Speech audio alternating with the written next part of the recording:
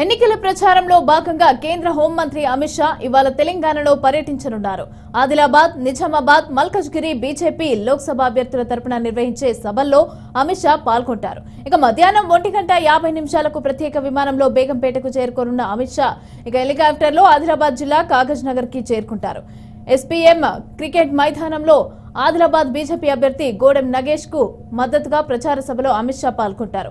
కాగజ్ నగర్ సభ తర్వాత సాయంత్రం 5 గంటలకు నిజామాబాద్ చేరుకుని సాయంత్రం 5:10 ఎంపీ అభ్యర్థి ధర్మపురి అరవింద్ కు మద్దతుగా ఎన్నికల ప్రచారం చేయనున్నారు. ఇక ఆ తర్వాత రాత్రి 7 గంటలకు సికింద్రాబాద్ పెరేడ్ గ్రౌండ్స్ సభలో అమిత్ షా పాల్గొంటారు. దీనికి సంబంధించి పూర్తి డీటెయిల్స్ మా ప్రతినిధి రాజశేఖర్ చారి అందిస్తారు. రాజశేఖర్. థ్యాంక్ యూ మమత.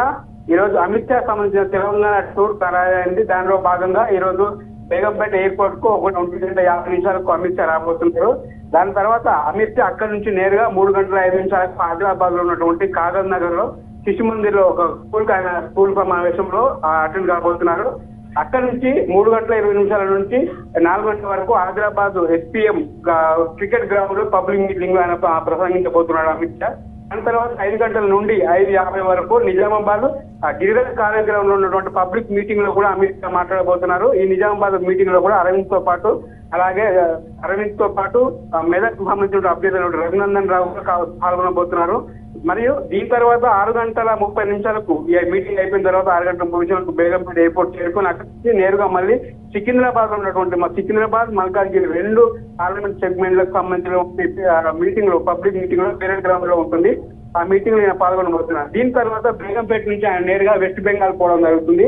వరుసగా తెలంగాణ ఎలక్షన్లు అంటే పార్లమెంట్ ఎలక్షన్ సంబంధించినటువంటి ఉన్న నేపథ్యంలో వరుసగా బీజేపీ సంబంధించినటువంటి అగ్రనాయకులు ఎవరైతే ఉన్నారో అమిత్ షా కావచ్చు, నడ్డా, మోడీ మరియు కేంద్ర మంత్రులు, ఇతర రాష్ట్రాల ముఖ్యమంత్రులు కూడా ఈ ప్రచారానికి తెలంగాణలో ఒక షెడ్యూల్ ఖరారు చేసుకుని ప్రచారానికి వస్తున్నారు.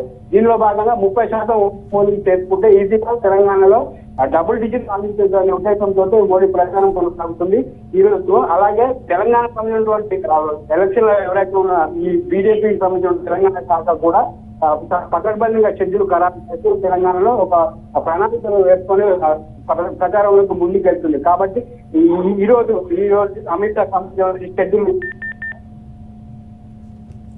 Thank you Rajasekhar.